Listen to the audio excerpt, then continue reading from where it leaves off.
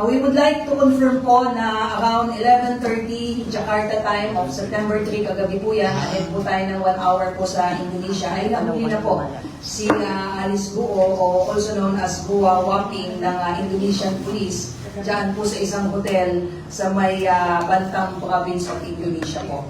Sa kasalukuyan po ay hawak na po siya ng Jakarta Interpol, and we are in close and active cooperation po sa kanila.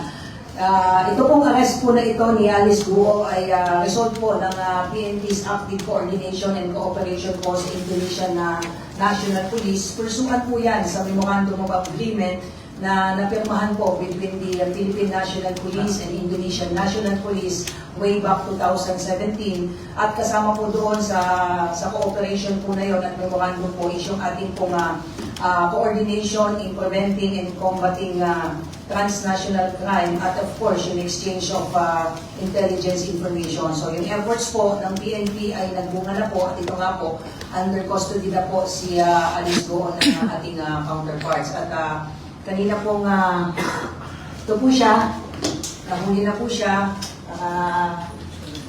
ayan po siya, sa isang hotel po siya nakuha, at declare lang po natin yung ating counterparts. Ito po siya, under detention.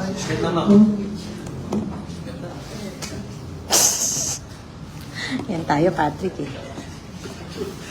Kaninang umaga po, mga around AM, ay nakipag-meeting po ang ating Chief PNP. I was there. Na-witness po natin yung meeting po ng ating Chief PNP sa ating foreign counterparts para pag-usapan po kung paano po yung magiging paglipat po ng custody ni Alice Guo sa Philippine National Police. Ayan po, nag-meeting po via Zoom si Chief PNP, at ayan po siya, pinakita po. Ulit mo.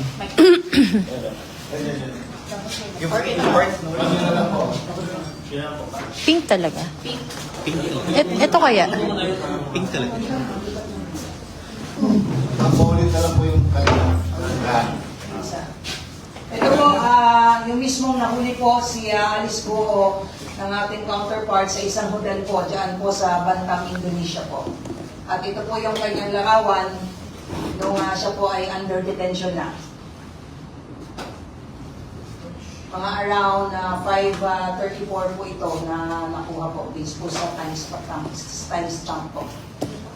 Ito po yung pinakita po sa atin yung proof of light, yung picture po ni Alice Guo habang nakikipag-meeting po yung ating Chief PNP kanina mga around 8 AM po. Kanina nakipag-meeting po mismo yung ating Chief PNP, yung ating SILG ay nakikipag-meeting na rin po sa ambassador para pag-usapan po kung paano po yung magiging paglipat po ng custody po ni Alice Guo sa Philippine government through the Philippine National Police. So ayan po siya, pinakita po sa atin mismo si Alice Guo po during the meeting po. So ayan po siya. Yan, naka-small po siya. Masaya siya. Masaya siya. Masaya siya. Masaya po siya. Po siya. Ma'am, sorry, Batang, Indonesia. Batang, Indonesia po, particularly po sa isang hotel po sa Sentana Park Residences, Kadukuhu, G. Tangeran, Batang, Indonesia po. So, unang-una ay nagpapasalamat po tayo sa Indonesian National Police dahil po sa kanilang kooperasyon ay na finally ay nahuli na po si Alice Guo, at inaayos na lamang po ngayon ni SILG at ng Chief PNP kung paano po maililipat sa atin ang kustudiya po ni Alice Guo po. Ma'am? Ma'am, sino po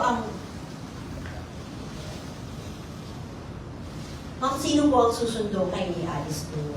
Yun po yung inaayos ngayon, ma'am, kung sino po yung pupunta po sa Indonesia para po sunduin mismo itong si Alice Guo. Sa ngayon po ay nandun na po yung ating police attaché and personally coordinating po doon sa ating Indonesian counterparts to facilitate po yung return po ni Alice Guo po dito. So ang pinag-uusapan po kung yung police attaché na lang po ang babiyahe papunta po dito. But initially lang po is nag-uusap po si Chief PNP ngayon at si SLG, and SLG is personally coordinating with the ambassador so we could facilitate the smooth and proper transport po ni Alice Guo pabalik po ng Pilipinas.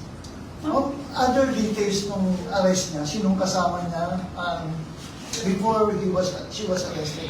Sa ngayon po yung ibang details po ay nakiusap po yung ating foreign counterparts kasama po sa usapan yan. Yung other details po is they opted to keep it muna for the meantime baka po naging sa protection po ni nung siyempre nung tao po dito. And of course, out of respect din po sa family, the family accordingly was already informed na nasa kustodiya na rin po nila si Alice Guo po.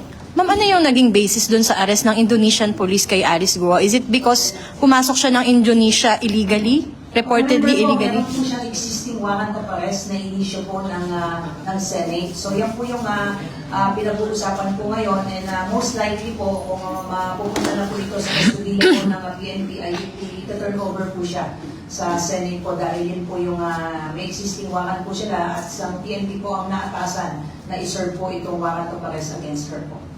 Mamasan kay Mayor, meron po bang hinahanap? Well, yung si Wesley Guo, I understand ay isa pa po yun sa hinahanap po, but other details other than the arrest po ni Alice Guo, yan lamang po yung I have the authority to disclose po for the meantime. Ma'am, may boss daw ng Lucky South 99 na kasama daw ni Alice Guo na dumating siya sa Indonesia. Can you confirm that, ma'am?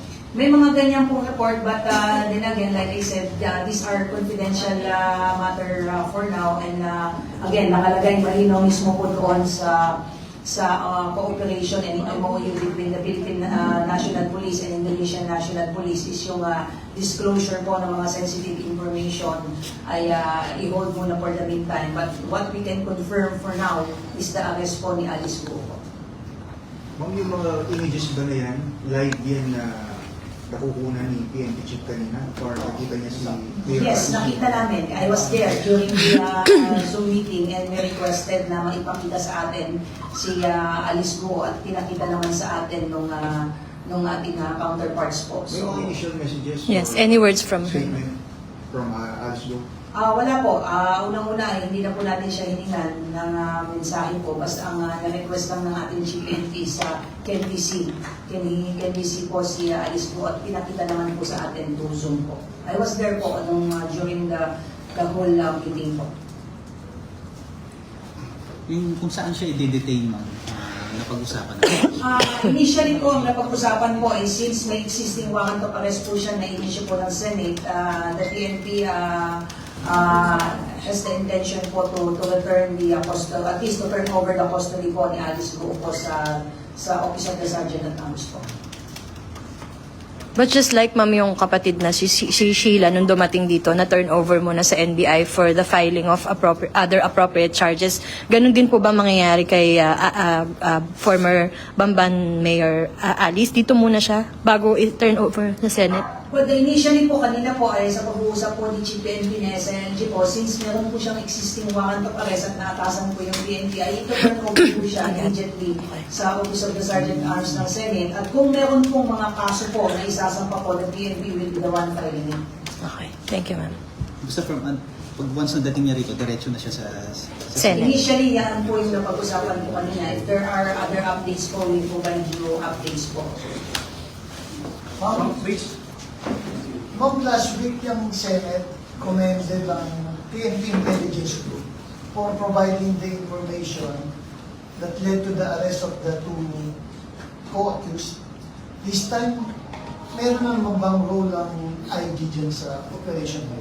Malaki po ang naging role po ng ating intelligence group dito po sa pagkakahuli po. Just like yung nauna po na sila Cassandra Ong at saka si Sheila, efforts din po yan ng ating intelligence group dahil through our police attaché. At sabi ko nga, through the memorandum of understanding between the Philippine National Police and Indonesian National Police, ay malaki po ang naging papel po nitong MOU po na ito.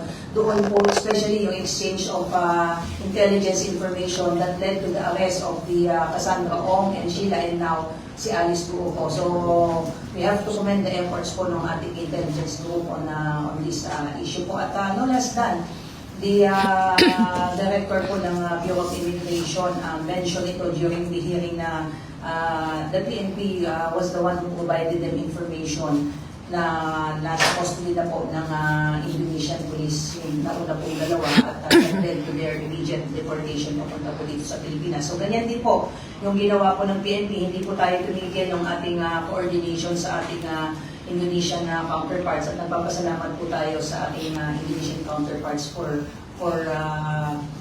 heeding the call po itong mga information at na-turn out, nag-positive po yung ating information na doon nga po siya sa isang hotel nakuha po. Ma'am, based on info, gano'n na siya katagal po sa hotel na yun? Anong ginagawa niya? Well, we don't have full details kung gaano nakatagal ongoing yung investigation, but maganda yung naging coordination ng ating police attaché doon at yung Indonesian police that led to the location na po nitong si Alice Buo. Ma'am, nagpalipat-lipat na hotel. I mean, any information? No information about that po dahil ongoing pa po yung interview at yung official reports po ay wala po sa atin. But kanina po, before coming over here, kausap ko po mismo yung intelligence group na nasa CCTV po ay they opted not to disclose more information kasi ongoing pa po yung efforts natin to locate the others. Ma'am, may info tayo, kailan or anong oras makakabalik si Alice Buo? Yan po yung inaayos ngayon mo ni Chief PNP at ni SLG. Sabi ko nga, titignan yung possibility that we have two options, whether yung ating police attaché na yung mag-escort papunta po dito sa Pilipinas or it would be the SLG and the Chief PNP that will be traveling to Indonesia to fetch po si Alice Buo. Pero wala pa pong final ngayon, but we will provide you details and updates po as soon as ma-finalize po yung travel plans po. Pero possible ma'am na yung same day yung... Yes. The intention of the SLG and the GPNP is within the days we can get the custody of Alice Buo. Ma'am, sorry, na-establish na po ba kung paano nakaalis talaga ng bansa si Mayor Go o si Alice Go? Considering na may mga lumalabas na reports na may tauhan ng PNP allegedly na kasama niya doon sa bago siya sabakay ng bangka. Under investigation pa rin po yan and we are closely coordinating with the NBI and the BI to determine nga po yung naging mga possible exit points po ni Mayor Alice Buo. But like we said early on po na there is a possibility nga po talagang umalis po yan kung backdoor dahil nga po through immigration, sa customs, sa ports, and even sa airport, alam po niya na mapa-plug down po siya doon dahil nasa immigration lookout bulletin order na po siya. So, ongoing pa rin po sir ang investigation and if and when lumabas po sa investigation po natin na mayroon pong mga pulis na tumulong po dyan, no secret card po dito, papanagutin po natin ang sinumang pulis na mapapatunayan po natin tumulong sa ginawa pong pagtakas po ni Alice Buo, di ba ba? Pero may tinitingnan na po tayong possible officials or mga personnel na posibleng nasa likod po at tumulong sa pagkakas. Sa ngayon ay wala pa po tayong identified na possible involved dito po sa naging pag-alis po ni Mayor Alice Buo. At kung meron man po na nanonood po sa atin ngayon at nakikinig na meron pong information ni-encourage po natin na makipag-cooperate po sila para mabigyang linaw po ito yung naging pag-alis po ni Alice Buo sa ating bansa.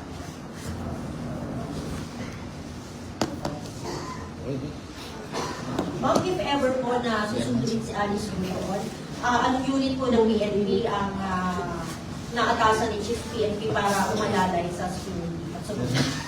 Baka IG po.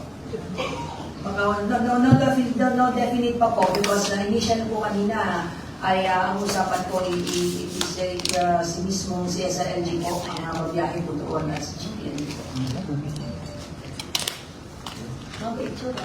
Picture ma'am. Yes po, ibibigay po namin itong mga pictures po na ito. Okay, other matters. Tapos